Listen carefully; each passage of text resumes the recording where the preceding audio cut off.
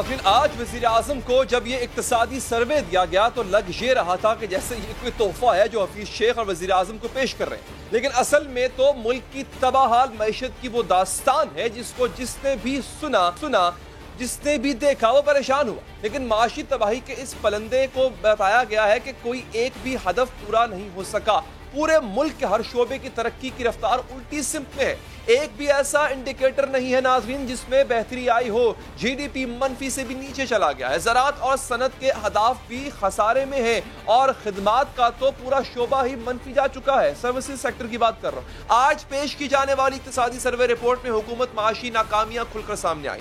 P T I حکومت دوسرے سال بھی زیادہ تر معاشی اہداف حاصل کرنے میں ناکام رہی ہے اور کوئی بھی معاشی ہدف حاصل نہیں ہو سکا ہے، لیکن مشیر خزانہ حفیظ شیخ اپنی پوری پریس کانفرنس میں بار بار یہی تاثر دیتے رہے کہ حکومت تو بہت ترقی کر رہی تھی، ہر شعبے کی سمت درست تھی، دودھ کی نہریں بہہ رہی تھی، ہم نے تو ملک کو ترقی کی راہ پر ڈال دیا تھا، لیکن کورونا نے آ کر سب کچھ بگاڑ دیا۔ کورونا وائرس آیا اور اس نے پوری دنیا کو اپنی لپیٹ میں لے لیا۔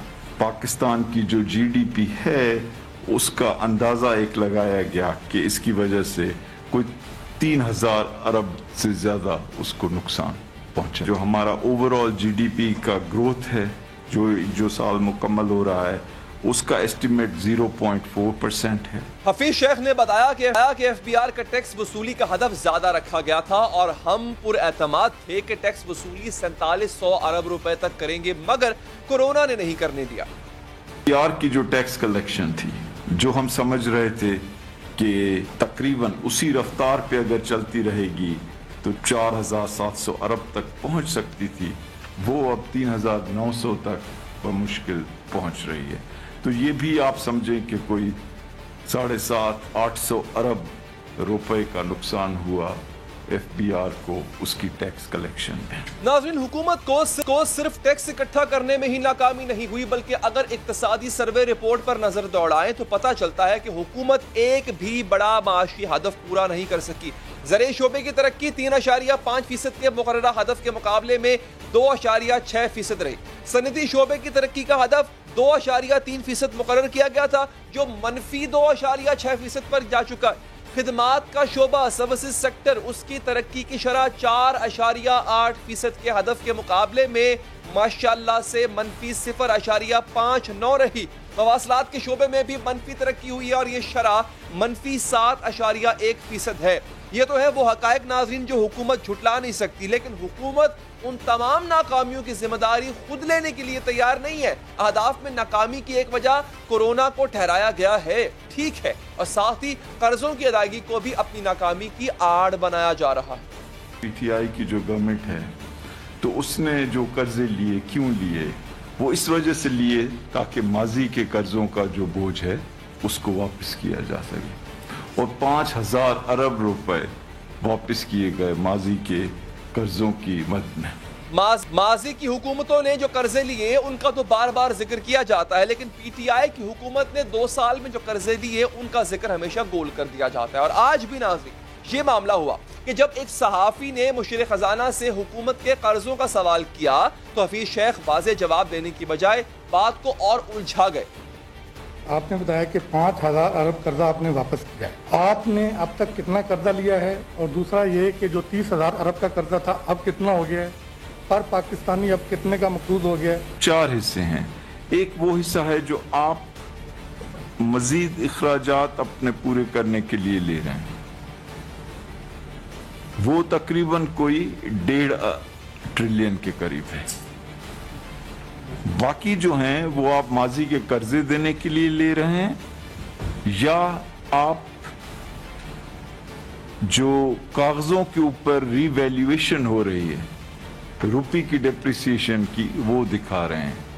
آپ قرض نہیں لے رہے ہیں، آپ نے جو قرض لیے ہوئے ہیں ان کو روپیوں میں جب آپ کنورٹ کر رہے ہیں تو وہ زیادہ نظر آ رہے ہیں۔ کچھ سمجھ آیا آپ کو؟ نہیں؟ اب ہم آپ کو بتا دیں کہ قرضوں کی اصل حقیقت ہے کیا۔ ناظرین، یہ بات تو طے ہے کہ کورونا نے واقعی معیشت کو نقصان پہنچایا ہے، لیکن سوال یہ ہے کہ کیا قرضوں کو بلند ترین سطح پر بھی کورونا ہی لے کر گیا؟ جو قرضے پیپلز پارٹی پورے 5 سال میں نہیں لے سکی تھی، اس سے کہیں زیادہ قرضے پی ٹی آئی 2 سالوں میں لے چکی۔ سرکاری دستاویزات کے مطابق پونے 2 سال میں قرضوں میں 12,941 ارب روپے کا اضافہ ہوا، جس سے ملکی اور غیر ملکی قرضہ 42,820 ارب تک پہنچ چکا ہے۔ نون لیگ نے 5 سالوں میں تقریباً 15,500 ارب روپے اور پیپلز پارٹی نے 5 سالوں میں 8,200 ارب روپے کا قرض لیا تھا، لیکن پی ٹی آئی اس وقت تقریباً 13,000 ارب روپے لے چکی ہے اور حکومت کا دعویٰ ہے کہ اس نے 5,000 ارب روپے قرض کی ادائیگی میں خرچ کیے، یعنی 5,000 ارب روپے واپس کیا۔ تو سوال یہ ہے ناظرین کہ 13,000 ارب روپے کے قرض میں سے باقی کے جو 8,000 ارب روپے ہیں وہ کہاں ہیں؟ کیونکہ اس کے باوجود تمام شعبے نیچے سے نیچے جا رہے ہیں اور یقیناً آنے والے بجٹ پر اس کا سخت نتائج پڑیں گے، اس کا اثر ہوگا۔ پاکستان کس بری معاشی صورتحال سے گزر رہا ہے ناظرین، اور اس سے نکلنے کے لیے حکومت کو کیا اقدامات کرنا ہوں گے، بات کریں گے۔ ہمارے ساتھ سینئر اینکر پرسن ندیم ملک صاحب، بہت بہت شکریہ سر آپ کے وقت کا، ہمیں جوائن کیا ہے ماہر معیشت ڈاکٹر شاہد حسن صدیقی صاحب نے، آپ کا بھی بہت بہت شکریہ۔ ملک صاحب میں آپ سے آغاز کروں گا، آج ایک ٹویٹ بھی کیا پرائم منسٹر صاحب نے، انہوں نے کہا کہ بھارت ہم سے ہمارا جو ایک احساس پروگرام کا جو ایک نظام ہے، معاشی نظام ہے، وہ ہم آپ کو دینے کو تیار ہے۔ تو سر تنقید یہ کر رہے ہیں کہ ہمارا کوئی سیکٹر ایسا نہیں ہے جو نیگیٹو میں نہ ہو اور ہمسایہ ملک کو مشورے دے رہے ہیں۔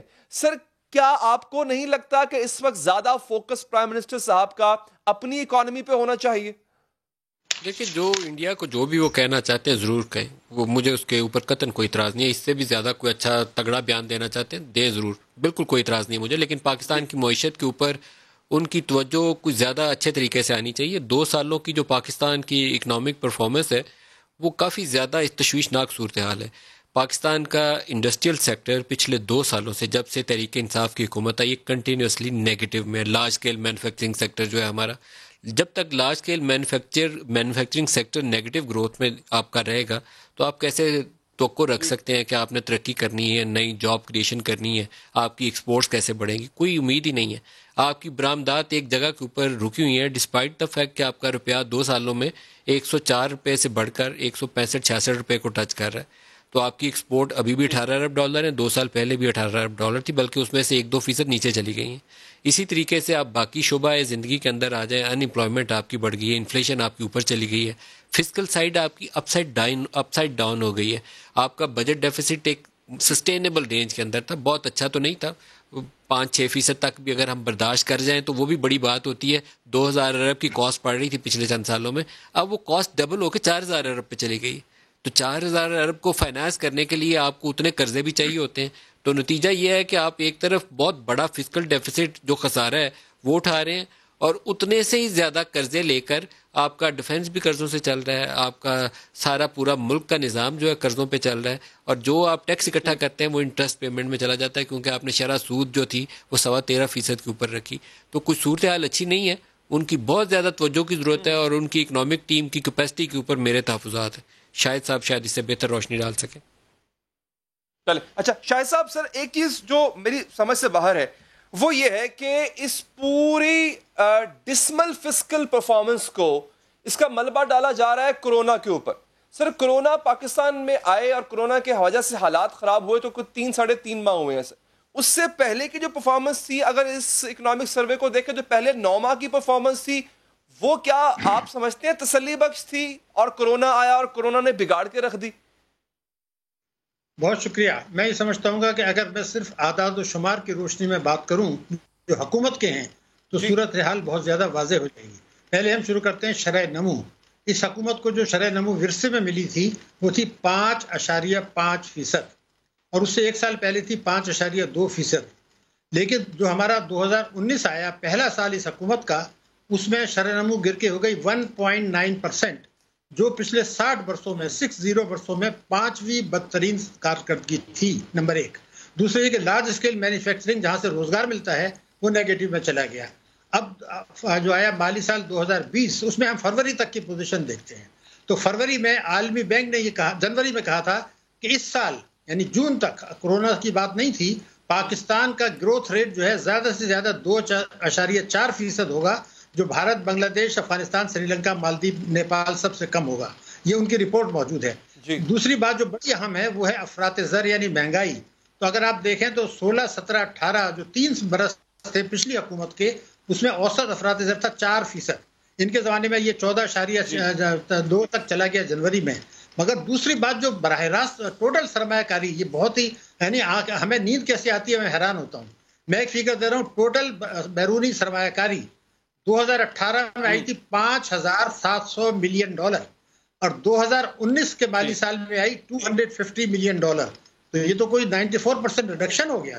تو یہ کیسے ہو گیا یہ؟ اس کے بعد آپ آ جائیے قرضوں.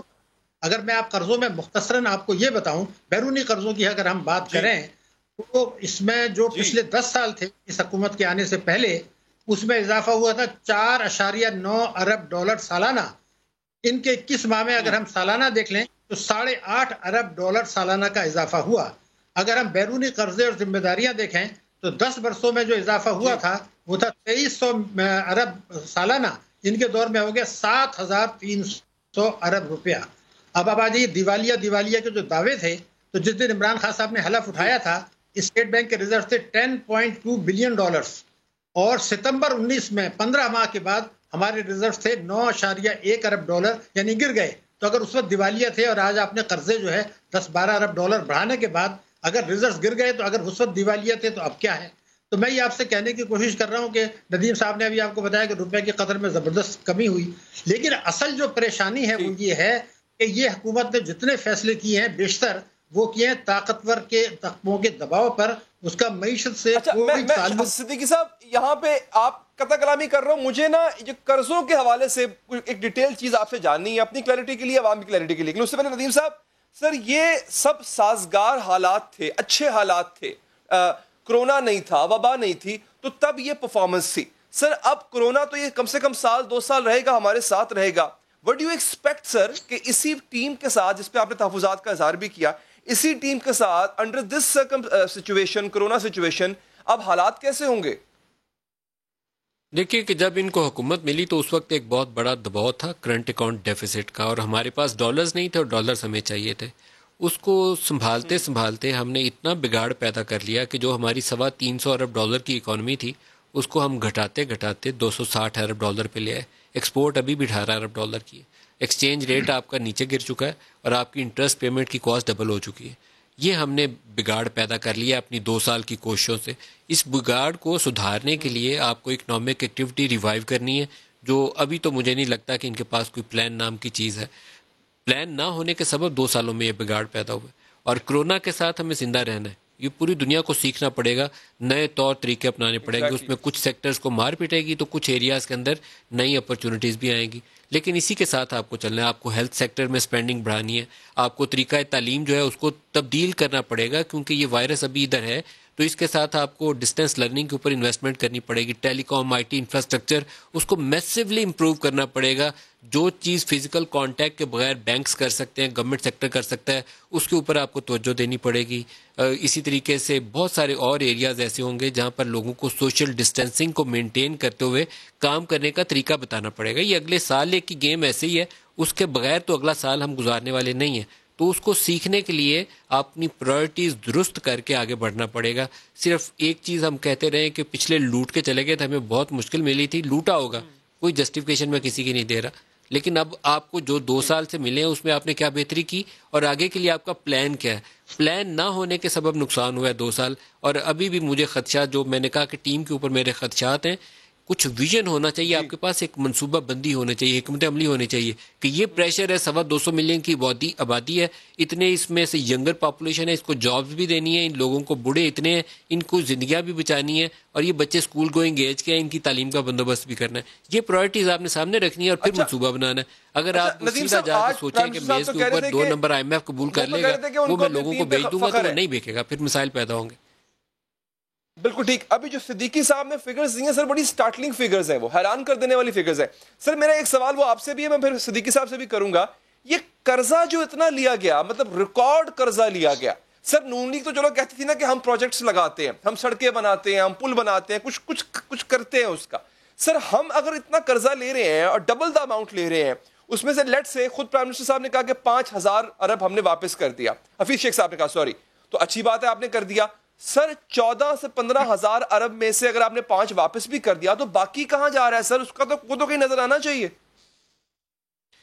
علی اس کی زیادہ وضاحت تو آپ کو شاہد صاحب بتائیں گے، میں بہت زیادہ ایکسپرٹیز مہارت نہیں رکھتا. لیکن ایک آپ کو چیز بتا دوں کہ 24,000 ارب تھا پاکستان کا قرضہ، اور اگر وہ ڈیٹ اینڈ لائبلٹیز جسے کہتے ہیں کہ جو گورنمنٹ کی، سرکار کی، پرائیویٹ سیکٹر کی ساری لائبلٹیز جو حکومت اس کو ساورن گارنٹیز دے دیتی ہے، وہ 30,000 ارب بنتا تھا، جس کو عمران خان کہتے تھے یہ 30,000 ارب چھوڑ کے چلے گئے. وہ جو موٹا ہیڈ لائن نمبر ہے وہ 30,000 سے بڑھ کر 43,000 ارب ہو گیا 2 سالوں کے اندر. تو 43,000 ارب کا مطلب یہ ہے کہ آپ نے 13,000 کی ایڈیشنل لائبلٹی بک کی ہے. ایک ڈیو ٹو ڈیویلیویشن آف روپی، جس کے آپ کی ڈیٹ برڈن میں روپی ٹرمز کے اندر اضافہ ہو گیا، اور دوسرا لارج فسکل ڈیفیسٹس جو ان کے سنبھالے نہیں آیا. آپ کی ٹیکس ریونیو سیکٹر میں کمپلیٹ فیلئر ہوئی ہے. 3830 ارب کا آپ کو ملا تھا، 3800 روپے 2 سال سے پھنسے ہوئے ہیں، اس کو آپ 4200 ارب بھی نہیں کر سکے. تو یہ ناکامی جب تک آپ ایڈریس نہیں کریں گے، 600 ارب کا ٹیکس ریونیو شارٹ فال پہلے سال بک کیا تھا تحریک انصاف کی حکومت نے، وہ سزا ابھی بھی آج ہمیں مل رہی ہے. تو یہ نالائق لوگوں کو پنش کرنا پڑتا ہے، ان کو ریوارڈ کر کے گلے میں ہار نہیں پہنایا جاتا. جی جناب. چلیں بالکل ٹھیک. ڈاکٹر شاہد حسن صدیقی صاحب، سر یہ قرضے کے پیسے ذکر کیا ابھی ندیم صاحب نے بھی اس کا، سر یہ گئے کہاں؟ اچھا، اگر پہلی بات تو یہ تعمیراتی کاموں پہ نہیں لگے تو سر ان امپلائمنٹ جنریٹ ہوئی. مجھے یہ آپ سے جاننا ہے کہ اب آپ کتنی مزید بے روزگاری دیکھ رہے ہیں ڈاکٹر صاحب، کتنی مزید آپ ان امپلائمنٹ دیکھ رہے ہیں، بزنس کو بند ہوتا دیکھ رہے ہیں آنے والے دنوں میں، غربت کتنی بڑھتی ہوئی دیکھ رہے ہیں آپ؟ دیکھیے، میں آپ سے یہ عرض کر دوں کہ کورونا وائرس سے جو دنیا بھر میں نقصان ہوا ہے، یہاں بھی ہوگا، اور غربت یقیناً بڑھے گی، اس میں کوئی شبہ نہیں ہے. لیکن میں آپ کو سامنے ایک ایسی تجویز رکھ رہا ہوں جس میں حکومت کی جیب سے بجٹ میں 1 روپیہ بھی نہیں جائے گا، اور پاکستان کے بے روزگاری میں بڑی حد تک کمی ہوگی. یہ اس میں کوئی شبے کی بات نہیں ہے. اور وہ یہ ہے کہ دیکھیے، ہم نے 800 ارب روپے بے نظیر انکم سپورٹ پروگرام میں اب تک دے دیے. کیا فرق پڑا؟ ہماری پاکستان کی آج صورتحال یہ ہے کہ 51,000 بورور اکاؤنٹس ہیں، 51,000. انہوں نے 7,000 ارب روپے کا قرضہ لیا ہوا ہے بینکوں سے، جو کل قرضوں کا 85% ہے. میں صرف یہ چاہتا ہوں کہ کیا یہ نہیں ہو سکتا کہ پاکستان میں کروڑوں پلمبر، الیکٹریشین، کارپینٹر، درزی، گھریلو خواتین، چھوٹے کسان، ان کے لیے آپ جو ہے وہ 150 ارب روپے کے قرضے منظور کریں، جبکہ ایک آدمی کو 2 لاکھ سے زیادہ نہیں ملے گا، تاکہ وہ اپنا کاروبار شروع کر سکے، رزق کما سکے. تو اس کا جو طریقہ ہوگا وہ یہ ہوگا کہ ابھی تک ہم یہ کہتے رہے کہ جناب بینک اس لیے قرضے نہیں دیں گے کہ ان کے پاس ایکویٹی نہیں ہے، کوئی ضمانت نہیں ہے. تو میرا کہنا یہ تھا کہ اگر اصولی طور پر یہ کہیں کہ یہ طبقہ 200 ارب روپے ہم ان کو قرضے دینے ہیں، تو جس میں ان کو چاہیے ہیں، تو 150 ارب تو آپ دے دیں ان کو، بینکوں سے دلوا دیں 2 لاکھ سے میکسیمم پر ہیڈ. اور جو 50 ارب روپے ایکویٹی چاہیے ہوگی، یہ جو آپ کا بے نظیر انکم اور احساس پروگرام ہے، اس میں سے 50 ارب روپیہ نکال کے رکھتے ہیں، الگ کر دیں، اسی پیسے میں سے کوئی الگ نہیں چاہیے. تو اگر ایک آدمی 2 لاکھ چاہیے ہے، 1.5 لاکھ کا قرضہ دیں اور 50,000 احساس پروگرام سے دیجئے، اس کنڈیشن کے ساتھ کہ اگر وہ وقت پہ واپس کرتا ہے تو یہ 50,000 معاف ہو جائیں گے، اور اگر وہ ہوشیار بننے کی کوشش کرتا ہے تو ہماری لائبلٹی پوری ہوگی. اگر اس اسکیم پر ایمانداری سے چلیں تو بغیر بجٹ پر ایک قرضہ کیے بغیر ہم اسٹیٹ بینک یہ اسکیم بنائے. یہ میں نے بینکنگ کا میرا 22-23 سال کا یورپ کا پاکستان کا تجربہ ہے، یہ میں نے بنا کے دی ہے، اور اسلامی بینکاری زکوٰۃ کے تھرو ہی کرے گی. اگر اس پہ حکومت سنجیدگی سے غور کرے تو بے روزگاری کا مسئلہ تو آپ کا حل ہو جائے گا. ٹھیک، بالکل ٹھیک. ڈاکٹر صاحب بہت بہت شکریہ آپ کے وقت کا. ندیم ملک صاحب، سر آپ نے وقت دیا، آپ کا بھی بہت بہت شکریہ. ایک وقفہ لیتے ہیں، وقفے کے بعد ناظرین ڈاکٹر یاسمین راشد صاحبہ سے پوچھیں گے کہ کیا آپ کو واقعی صحیح گائیڈ کیا جا رہا ہے، اور کیا واقعی WHO کے مطابق آپ لاک ڈاؤن کا سوچ رہی ہیں؟ اس وقفے کے بعد.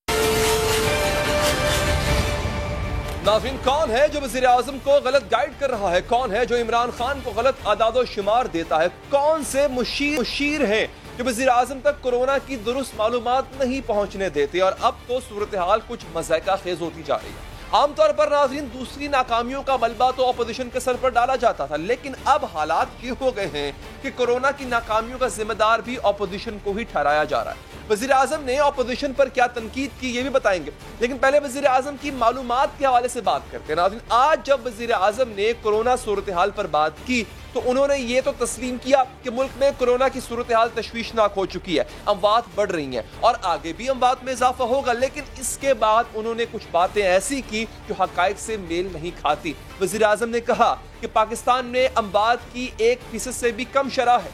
پاکستان میں جو اموات ہوتی ہیں، جتنی انفیکشنز ہیں، دنیا میں سب سے کم ہے. بہت کم لوگ، 1% سے بھی نیچے جو لوگ، اور وہ بھی وہ ہوتے ہیں یا تو زیادہ بوڑھے ہوں یا ان کو پہلے سے کوئی بیماری ہو, بلڈ پریشر ہو یا ڈائبٹیز ہو. اگر وزیر اعظم ملک کی کل آبادی کے اعتبار سے بات کر رہے ہیں تو پھر تو یہ بات ٹھیک ہے کہ کورونا سے 1% سے بھی کم اموات ہوئی ہیں, لیکن اگر وزیر اعظم کورونا کے کل کیسز کے احساس سے اموات کو 1% سے کم بتا رہے ہیں تو یہ بات واضح طور پر غلط ہے. اس وقت ملک میں کورونا کے 1,20,000 سے زائد کیسز ہیں اور کورونا سے ہونے والی اموات ہیں 2,000 سے زیادہ, تقریباً 2300 سے زیادہ.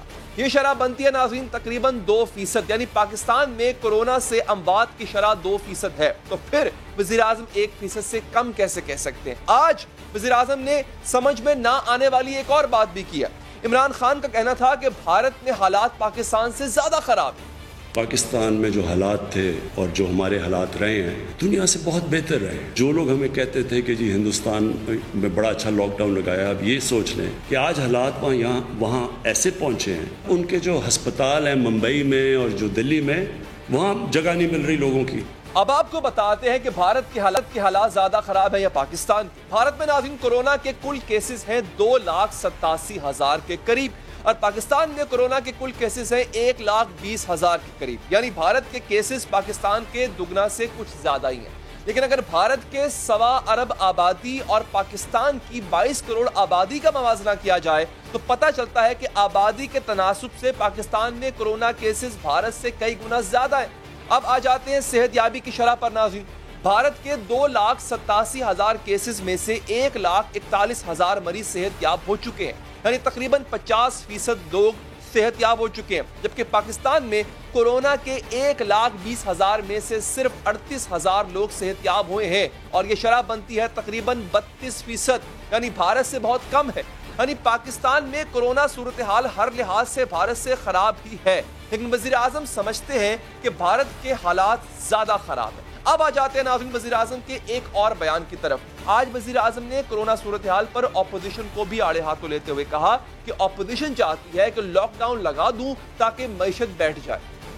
اپوزیشن ہے, مجھے کئی دفعہ ایسے لگتا ہے کہ یہ چاہتے ہیں کہ زیادہ اس ملک میں اموات ہوں, کورونا سے زیادہ مشکلات آئیں, لاک ڈاؤن کی وجہ سے اکانومی بیٹھ جائے تاکہ کسی نہ کسی طرح یہ اس حکومت کی تنقید کر سکے. وزیر اعظم کی اس تنقید کے جواب میں پیپلز پارٹی کے چیئرمین بلاول بھٹو کا رد عمل بھی آیا. اپنے ٹویٹر پیغام میں انہوں نے کہا کہ کب تک یہ حکومت ملک کو زندگیوں کا نقصان معاشی بدحالی کی شکل میں نقصان پہنچاتی رہے گی اور وزیر اعظم کے غلط فیصلوں اور اقدامات کا اصل ذمہ دار کس کو ٹھہرایا جائے, کٹ پتلی کا خمیازہ بھگتنا ہوگا.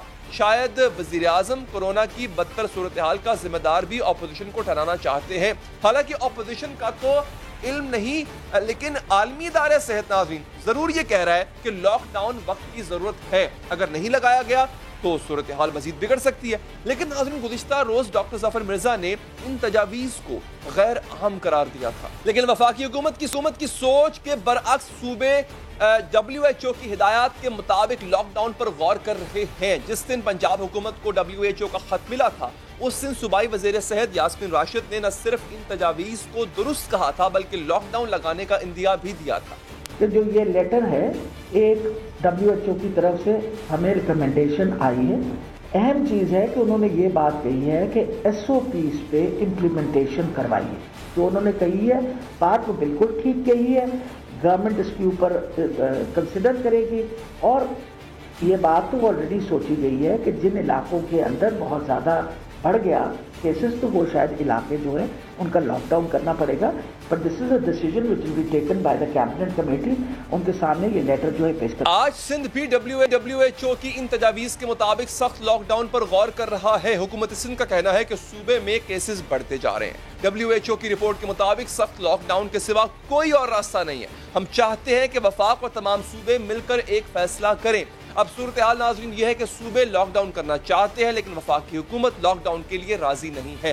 آخر معاملہ کہاں تھمے گا؟ بات کریں گے. ہمارے ساتھ موجود ہیں وزیر صحت پنجاب یاسمین راشد صاحبہ. ڈاکٹر صاحبہ شکریہ آپ کے وقت کا. پہلے تو مجھے یہ بتائیں پنجاب پہ خاص بات کی تھی WHO نے, لاک ڈاؤن کا بھی کہا تھا, تو پنجاب کی پرفارمنس ڈاکٹر صاحبہ کیسی ہے؟ آپ کے پاس کتنے کووڈ پیشنٹس ہیں, ان کے اگینسٹ آپ کے پاس بیڈز کتنے ہیں, اسپتال کتنے ہیں جو ایکوپڈ ہیں, اور ساتھ ساتھ وینٹیلیٹرز کی تعداد بھی ذرا بتائیے گا.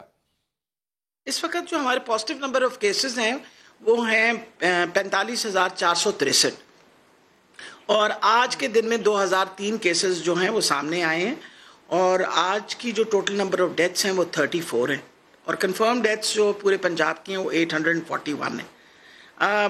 آج کے دن میں ٹیسٹ جو ہم نے کیے ہیں وہ 9087 ہیں، اور جو ٹوٹل نمبر آف ٹیسٹ اس وقت پنجاب میں ہوئے ہیں وہ 3,17,853 ہیں۔ سو the number of tests have been increased exponentially۔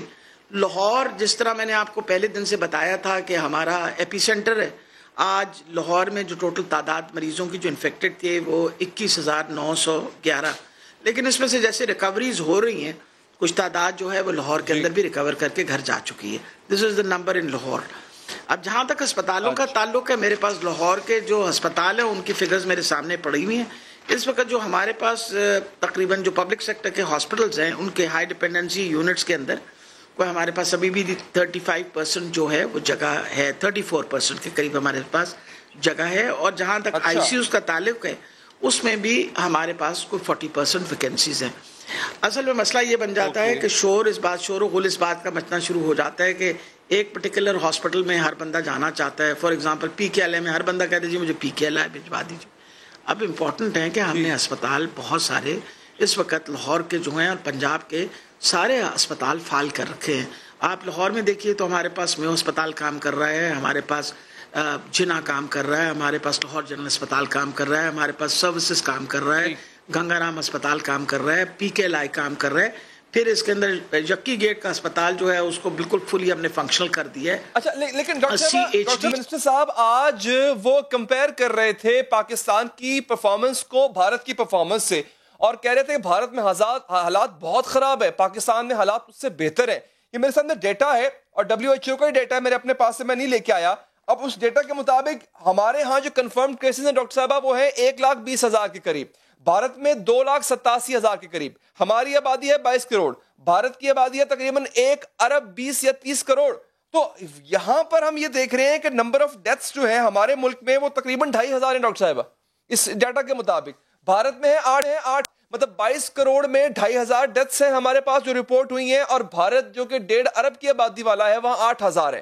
تو اس اگر پرسنٹیج دیکھی جائے ڈاکٹر صاحبہ تو پرسنٹیج کے حوالے سے تو پھر ہمارے حالات زیادہ خراب ہیں، لیکن ہم یہ عوام کو بتا رہے ہیں کہ نہیں ہمارے حالات کنٹرول میں ہیں، بھارت کے خراب ہیں۔ آپ کو نہیں لگتا ہمیں ٹرو پکچر پینٹ کرنی چاہیے؟ آپ دیکھیں کسی وقت بھی جب آپ سٹیٹسٹکس دیکھتے ہیں تو آپ کوئی پوری اس کی ایکزیکٹ پراپر پاپولیشن کے اوپر نہیں نکالتے۔ مقصد یہ ڈیتھ تو ایک ڈیفینیٹ چیز ہے نا، ایک ڈیفینیٹ ڈینومینیٹر ہے جس کو آپ آئیڈینٹیفائی کرتے ہیں، ٹھیک ہے نا۔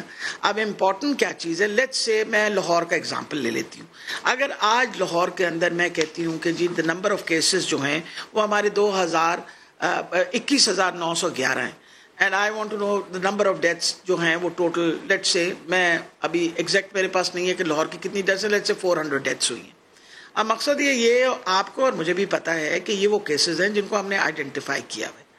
اگر ہم اس کو ایکسٹراپولیٹ کریں تو اس کے اندر بہت سارے ایسے کیسز ہیں جو ہمارے آئیڈینٹیفائی نہیں ہوئے ہوئے اور اے سمٹومیٹک جو ہیں دیر اور مائلڈ ٹیمپریچر ہوا، ذرا سا بخار ہوا، پیناڈول کھائی and they got all right.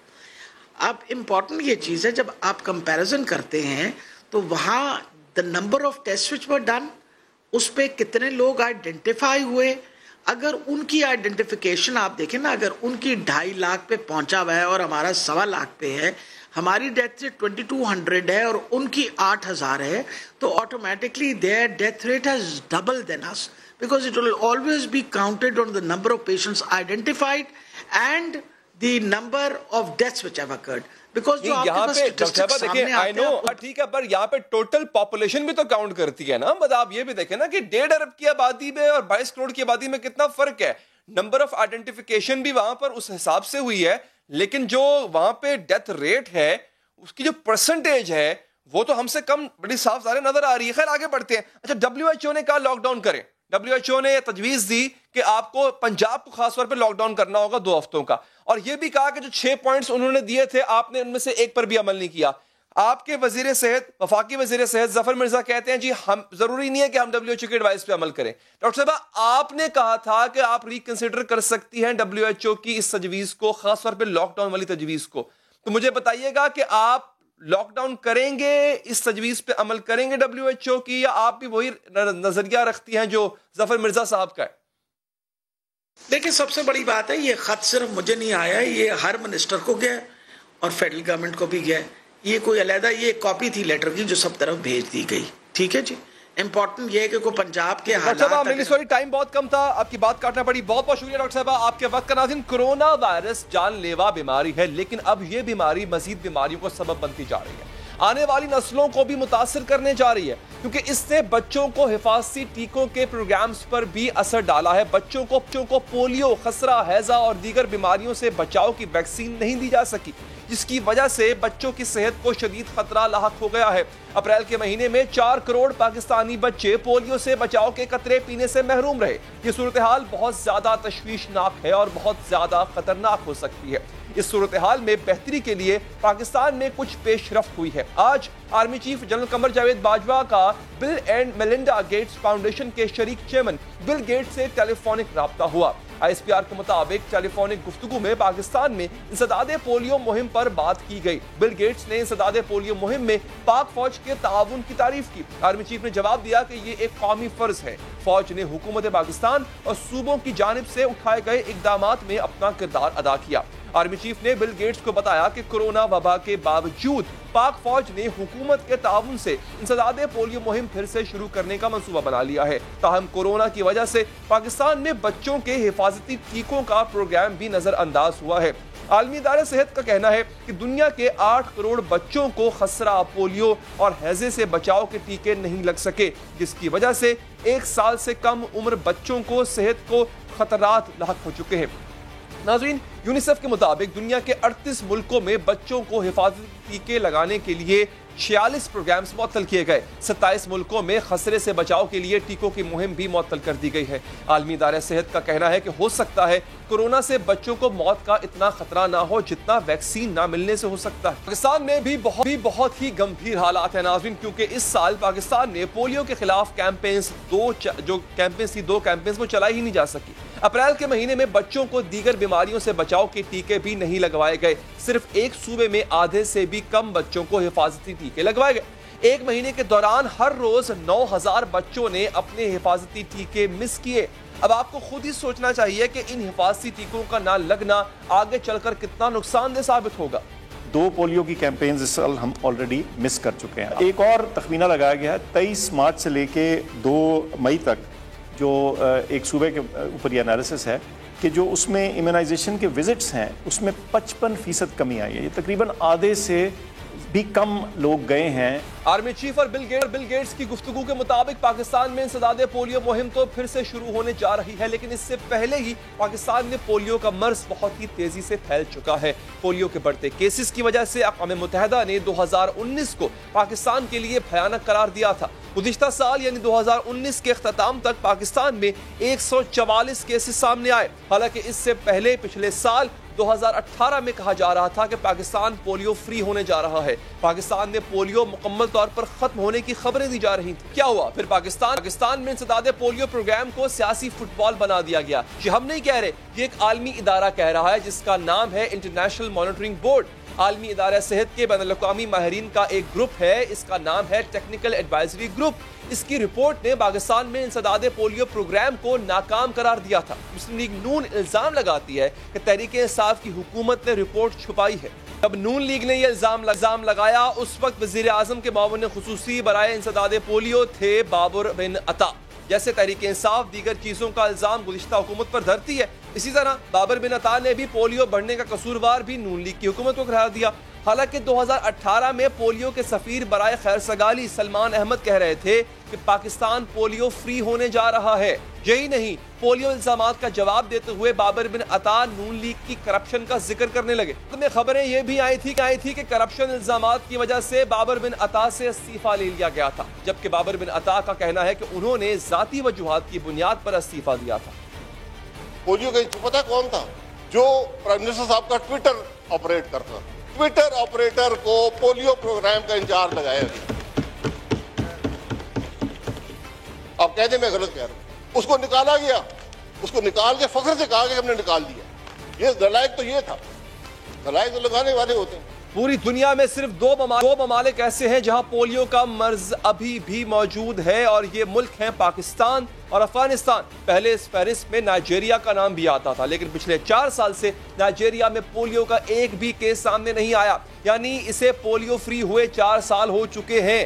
آخر کیا وجہ ہے کہ اکتوبر 2018 کے بعد سے پاکستان میں پولیو کے کیسز بڑھے ہیں اور اب کورونا کی وجہ سے 4 کروڑ بچوں کو حفاظتی ٹیکے نہیں لگوائے جا سکے؟ اس کے کیا اثرات ہوں گے اور کب تک ظاہر ہوں گے؟ بات assistant professor general hospital doctor فریاد ہمارے ساتھ موجود ہے۔ ڈاکٹر صاحب شکریہ آپ کے وقت کا۔ سر یہ بتائیے گا، یہ جو 2 کیمپینز مس ہوئی ہیں، اس کے اثرات کب تک آنا شروع ہو جائیں گے؟ کیا ہوں گے؟ کنٹرول ہو سکیں گے، نہیں ہو سکیں گے؟ اور سر اب دوبارہ جو مہم شروع ہونے جا رہی ہے، آپ کو لگتا ہے کورونا کی صورتحال میں یہ افیکٹو ہوگی؟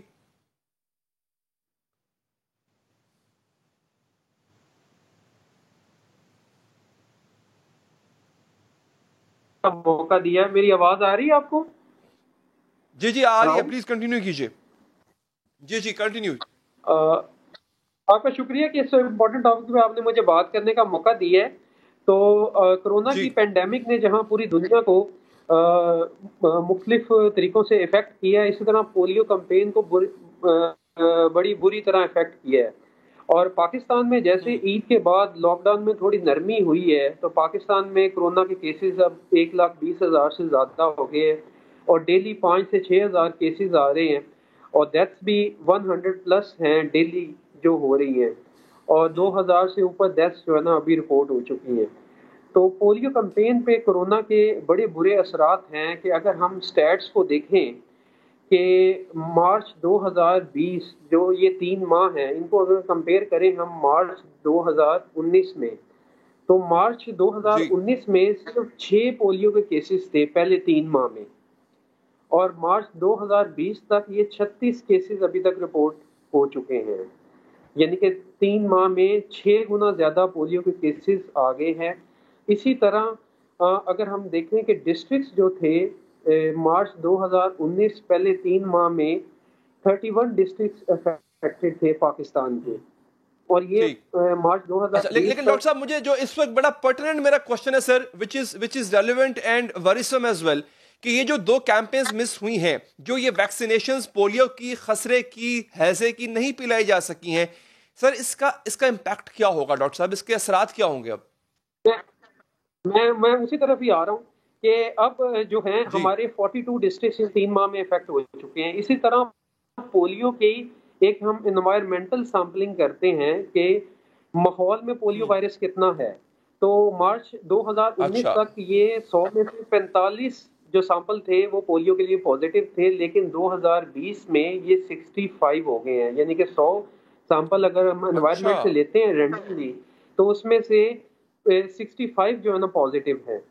تو آگے سمر سیزن جیسے سٹارٹ ہوتا ہے، آپ کو پتا پولیو وائرس جو ہے اس کا روٹ جو ہے فیکو اورل ہے، یہ منہ کے ذریعے گندی یہ چیزیں منہ میں جانے سے اسے پھیل جاتا ہے۔ تو سمر میں جیسے ڈائریا زیادہ ہوگا تو پولیو کے کیسز اور زیادہ ہونے کا خطرہ ہے، جو کہ آلریڈی آپ جیسے مینشن کر چکے ہیں کہ WHO یونیسیف کا خیال تھا کہ پاکستان میں 2019 تک جو ہے پولیو مکمل طور پہ ختم ہو جائے گا، لیکن ہم نے 2019 میں 146 کیسز رپورٹ کیے اور ابھی تک 50 کیسز رپورٹ ہو چکے ہیں، اور اندیشہ یہ ہے کہ ان کیسز میں 3 سے 4 گنا تک اضافہ ہو سکتا ہے اگر اس گورنمنٹ نے اسی طرح ہی پولیو کمپینز میں سستی دکھائی، یا ہم نے پولیو کمپینز کو اس طرح نہ کیا جس طرح یونیسیف یا WHO کی ریکمنڈیشن ہے۔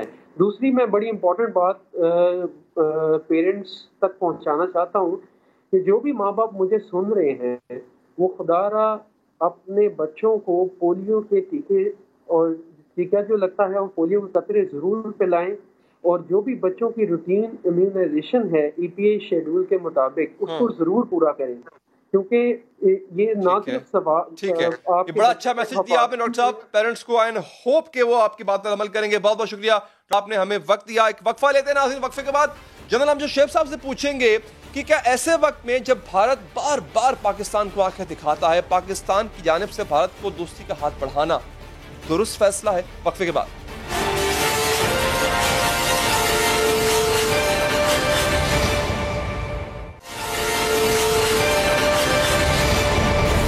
वज़ीर आज़म इमरान खान एक तरफा तौर पर नरेंद्र मोदी को मोहब्बत नामे भेजते हैं, बार बार भारत की तरफ अमन का हाथ बढ़ाते हैं और भारत बार बार ये हाथ छटक देता है। भारत मुहिम जोई पर आमादा रहता है। वज़ीर आज़म तंबी करके छोड़ देते। भारत आग से खेल रहा है, अपने हमसाया मुल्कों के लिए खतरा बन चुका है। लाइन ऑफ कंट्रोल पर बिला इश्तियाल फायरिंग करता है, सिविलियन आबादी को निशाना बनाता है, जासूसी के लिए ड्रोन भेजता है, शरपसंदी और शरारत पर तुला रहता है और सबके जवाब में पाकिस्तानी वज़ीर आज़म का रवैया बहुत ही मफहमादा होता है।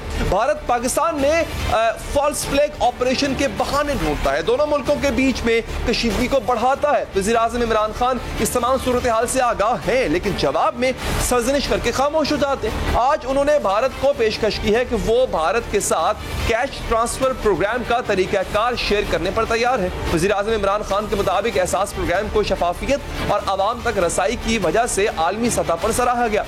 इस प्रोग्राम के जरिए 9 हफ्तों में 120 अरब रुपए तकसीम किए गए हैं। वज़ीर आज़म पाकिस्तान ने ट्विटर पर एक मीडिया रिपोर्ट का हवाला देते हुए लिखा कि भारत में 34% घराने इजाफी इमदाद के बगैर एक हफ्ते से ज्यादा गुजारने के काबिल नहीं है।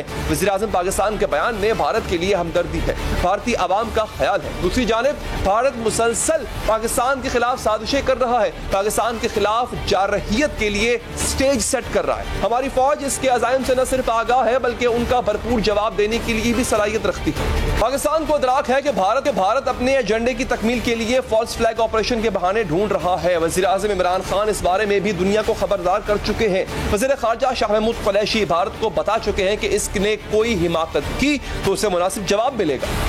हिंदुस्तान अच्छा ये है कि अपने अज़ाइम के हसूल के लिए कुछ भी कर सकता है। फॉल्स फ्लैग ऑपरेशन से भी वो बाज नहीं आएंगे। हमारे ऐसी इत्तलात हैं कि वो मनसूबाबंदी कर रही हैं और कोई ना कोई बहाना तलाश करने की कोशिश में है जिस पर वो दुनिया की तवज्जो हटाएं मकबूजा कश्मीर की बिगड़ती हुई सूरत हाल से और हिंदुस्तान की बिगड़ती हुई माशी सूरत हाल से। भारत को उकसाने के लिए भारत आए रोज पाकिस्तान को उकसाने के लिए भारत आए रोज लाइन ऑफ कंट्रोल पर बिला इश्तियाल फायरिंग करता है, सिविलियन आबादी को निशाना बनाता है। सिर्फ इस साल भारत की जानिब से जंग बंदी की खिलाफ वर्जियों को गिना जाए नाज़रीन तो ये तादाद 1000 से ज्यादा हो चुकी है। लाइन ऑफ कंट्रोल जो ऑक्यूपेशनल फोर्सेस हैं मुसलसल सीज फायर की खिलाफ वर्जियां हो रही हैं। सिर्फ आप जनवरी से लेकर अब तक देख लें 975 वायलेशंस हो चुकी हैं 1 जनवरी से अब तक। कम से कम 6 सिविलियंस 6 तो शहीद हो गए और 69 के करीब ऐसे हैं जो क्रिटिकली इंजर्ड है। ऑब्जेक्टिव क्या है जनाब वाला? ऑब्जेक्टिव उनका ये है कि वो दुनिया की अटेंशन को डाइवर्ट करना चाहते हैं। दूसरी जानिब वज़ीर आज़म इमरान खान ने भारत की जानिब हमेशा मफाहमत का रवैया रखा। हुकूमत में आने के बाद से बार बार उन्होंने दोनों ममालिक के अच्छे ताल्लुकात की बात की। अगर हिंदुस्तानी लीडरशिप तैयार है, हम बिल्कुल तैयार हैं कि हम अपने ताल्लुकात बेहतर करें। आप एक कदम हमारी तरफ आएंगे, हम 2 कदम आपकी तरफ जाएंगे। हमने आपको कहा किसी किस्म का डायलॉग करना चाहते हैं दहशतगर्दी के ऊपर, हम तैयार हैं। पाकिस्तान अमन चाहता है। पाकिस्तान आज जिधर खड़ा है हमारी सिर्फ एक इंटरेस्ट है कि हमारे खत्ते में स्टेबिलिटी हो, अमन हो। यहाँ तक कि उन्होंने गुज़िश्ता बरस इस ख्वाहिश का इजहार भी किया कि मोदी इलेक्शन जीते ताकि कश्मीर पर पेशरफ्त हो सके। इस वक्त भी वज़ीर आज़म इमरान खान अमन की बात करते रहे। जब भारत ने पाकिस्तान के खिलाफ जारहियत की, भारतीय तैयारे पाकिस्तानी हुदूद में भेजे। इमरान खान भारतीय वज़ीर आज़म को यह कहने के लिए फोन करते रहे कि पाकिस्तान कशीदगी नहीं चाहता। दूसरी जानिब भारतीय वज़ीर आज़म नरेंद्र मोदी ने उनका फोन तक नहीं उठाया। मैंने कल शाम को कोशिश की नरेंद्र मोदी को कॉल करूं क्योंकि हम ये क्लियर करना चाहते थे कि हम किसी किस्म की एस्केलेशन नहीं। इमरान खान की जानिब से गैर सगाली के तमाम इकदामात की नरेंद्र मोदी ने परवाह नहीं की। यहाँ तक कि वज़ीर आज़म इमरान खान ने पाकिस्तानी कैद में मौजूद भारतीय पायलट तक रिहा किया, लेकिन नरेंद्र मोदी ने उनका शुक्रिया तक अदा नहीं किया। हिंदुस्तान का पायलट हमने पकड़ा हुआ है, हम एज ए पीस जेस्चर हम उसको कल रिहा करने लगे हैं हिंदुस्तान को वापस। बात करेंगे, हमारे साथ मौजूद है जनरल रिटायर्ड अमजद शोएब साहब। जनरल साहब, ये तमाम सूरत हाल आपने सुनी जानी। जब पाकिस्तान ने हाथ आगे बढ़ाया, हाथ को न सिर्फ झटका गया बल्कि बड़े ही मगरूर तरीके से जवाब दिया गया। सर, क्या वजह है कि इन हालात में भी हम ये कोशिश कर रहे हैं कि भारत के साथ पींगे बढ़ाएं? भारत आए दिन बॉर्डर पर स्क्रिमिशेस कर रहा होता है। आपको ये लगता है is it the right time? बिस्मिल्लाहिर्रहमानिर्रहीम। देखिए, ये हमारी हुकूमतें जो है, मुझे तो बाज़ औक़ात हैरानी होती है, समझ नहीं लगती کہ ان کی کیا مجبوریاں ہیں, کیوں یہ اس طرح کی فضولیات بولتے ہیں, کیوں اس طرح کی گھٹیا باتیں کرتے ہیں, جبکہ دوسری طرف سوائے دشمنی کے اور کچھ نہیں. اور اس سے بھی بڑھ کے ریاستی دہشت گردی کا بازار گرم ہے کشمیریوں کے اوپر, اور میں کشمیریوں کو پاکستانی سمجھتا ہوں. جو لوگ بیچارے اپنے بچوں کو دفن کرتے ہیں پاکستانی جھنڈے میں لپیٹ کے, میں ان کو بھارتی شہری نہیں مانتا, وہ پاکستانی ہے. اور ان کے اوپر جو ظلم و بربریت ہے, آپ ان کو انڈیا کو پتہ نہیں کیا کہانیاں سنا رہے ہیں. یہ وہ مسئلہ ہے جہاں آپ اس طرح کی باتیں کر کے سوائے دل آزاری کے اور کچھ نہیں کرتے, اور یہ بڑی زیادتی ہے. آپ دیکھیے کہ یعنی اتنا غلط وقت پہ یہ قدم اٹھائے جاتے ہیں. جس دن چائنیز قونصل خانے کے اوپر کراچی میں اٹیک ہوا, اور آپ نے دیکھا کہ وہ کتنا شدید اٹیک تھا, وہ تو اللہ نے بچا لیا, پھر بھی 4-5 لوگ وہاں مارے گئے. اور جناب اس سے ایک دن بعد ہمارے شاہ محمود قریشی صاحب سشما سوراج کو کہتے ہیں کہ جناب ہم میٹنگ کرنا چاہتے ہیں آپ سے, یونائٹڈ نیشن میں سائیڈ لائن پہ میٹنگ ہوگی. یہ تو ان کے آپ دیکھیے تیور کہ انہوں نے فوراً ایک دن بعد ان کو کہا کہ جناب ہم اس طرح کی کوئی میٹنگ آپ سے نہیں کریں گے. آپ امیجن کریں, یعنی ادھر حملہ کرایا, آپ کے پاس شواہد ہیں, آپ نے کہا یہ اسلم مچو نے کیا, یہ دہلی میں اسپتال میں وہ ٹریٹمنٹ کرا رہا ہے, سب شواہد. بجائے اس کا منہ کالا کرنے کے آپ اپنے ملک کو اس طرح تذلیل کریں ملک کی, کہ آپ الٹا ان سے جا کے تو منت سماجت یا ملنے کے لیے خواہشات کا اظہار کر رہے ہیں. کیوں نہیں آپ نے کہا کہ بھارت سے اگر ملنا بھی ہوتا تو میں نہیں ملوں گا کیونکہ انہوں نے ہمارے ملک میں یہ کام کرایا. وہ صبح شام جو آپ نہیں کراتے وہ آپ کے ذمہ لگا دیتے ہیں, اور پوری دنیا میں انہوں نے بدنام آپ کو کیا ہوا کہ جی آپ ٹیررزم کراتے ہیں. وہ 70,000 لوگ ہمارے مارے گئے, اور ٹیررزم بھارت کراتا رہا. الزام آپ پہ, اور آپ کبھی اپنا دفاع نہ کر سکے. بہت بڑی تو ڈاکٹر صاحب, جاوید صاحب, یہ ایک بڑا عمومی رویہ ہے کہ جب کوئی ایک دفعہ آپ کا ہاتھ جھٹک دے, دوسری دفعہ بھی جھٹک دے, تو پھر آپ اس کے در پہ نہیں جاتے, آپ اس سے بات کرنا گوارا نہیں سمجھتے. تو سر اس رویے کے پیچھے نیت کیا لگتی ہے آپ کو حکومت کی؟ کیوں مطلب ایک بار نہیں, آپ نے خود گنوایا, میں نے بھی اپنے انٹرو میں بتایا کہ کتنی مواقع پہ پاکستان نے ہاتھ بڑھایا, انڈیا نے جھٹک دیا. تو سر یہ بار بار آلیو برانچ بڑھانے کے پیچھے مقصد یا نیت کیا لگتی ہے آپ کو؟ آلیو برانچ نہیں ہے, یہ یہی ہوتا ہے کہ انسان کو کوئی اندر خواہش ہوتی ہے خود اپنی ذات کے لیے اچھا بننے کی. ورنہ آپ دیکھیے کہ قوم کی اپنی, اس ملک کی, اس پاکستان اور اس کے عوام کی اپنی بھی تو کوئی غیرت, کوئی حمیت, کوئی عزت ہے نا. پاکستان کے آرٹسٹ وہاں پہ جا کے جب کام کرتے ہیں میں ان کو تنقید کرتا ہوں کہ بھائی تمہارے اپنے ملک میں جو بھی ہے اچھا برا اس کو سنبھالو, وہاں کیا لینے جاتے ہو منہ کالا کرنے کے لیے. اور یہی کام حکومت کا ہے کہ آپ اپنی عزت نہیں ہے اس کا خیال نہیں ہے, آپ نے ضرور بھارت سے نہ سننی ہے, شرمسار ہونا ہے, تو بھائی اس ملک کی عزت کا تو خیال کرو نا جس نے تمہیں ووٹ دے کے اوپر بٹھا دیا ہے. یہ ایک عقل کا فطور ہوتا ہے کہ آپ کے ساتھ منہ پہ ایک تھپڑ کو مارے, آپ دوسرا گان آگے کرتے, یہ عزت اس ملک کی رہ جاتی ہے. میرے ساتھ ایک پروگرام میں ہمارے محترم علی گیلانی صاحب تھے کشمیر سے, انہوں نے مجھے کہا کہ مجھے یہ سمجھ نہیں لگی آج دن تک کہ آپ یعنی پاکستان کیوں بھارت کی منت کرتا رہتا ہے کہ ہم نے آپ سے مذاکرات کرنے, ہم نے آپ سے مذاکرات کرنے, جب وہ نہیں کرنا چاہتا کیوں منت سماجت کرتے رہتے ہیں. علی گیلانی صاحب نے کہا کہ اس سے ہمیں سکتی ہوتی ہے, ہمیں شرمندگی ہوتی ہے, ہمارا دل برا ہوتا ہے کہ آپ منت سماجت کرتے رہتے, تو آپ کو منہ نہیں لگاتا. کیا ہمارے لیڈرز کو یہ نہیں سمجھ آئی, ان کو پتہ نہیں ہے؟ یہ فورن پالیسیز چلانا, اس کے لیے کچھ عقل چاہیے, کوئی فنیس چاہیے, کوئی انسان کو دور اندیشی چاہیے, کچھ آپ آپ اپنی ایک پلاننگ کرتے ہیں جس میں آپ مختلف قدم اٹھاتے ہیں. ہر وقت منہ کھول کے آپ بات کریں. اچھا تو جن صاحب مجھے یہ بتائیے گا, اب آپ کو لگتا ہے کہ موجودہ سچویشن میں چین کی طرف سے تو مار پڑی رہی ہے, لیکن اب آپ کو لگتا ہے کہ پاکستان کے ساتھ بارڈر سکرمشز کا دوبارہ آغاز ہوگا, یعنی بارڈر ہمارا ہیٹ اپ ہونے جا رہا ہے, ایک دفعہ دوبارہ جو ہے وہ مدبھیڑ ہو سکتی ہے؟ بالکل ہوگی, اور یہ بھی ہوگا کہ ہو سکتا ہے پاکستان کے اوپر کوئی چھوٹا موٹا ایکشن کرنے کی کوشش کریں, جیسے انہوں نے کہا جی کہ مودی نے ریڈز کی اجازت دے دی. یہ کیوں؟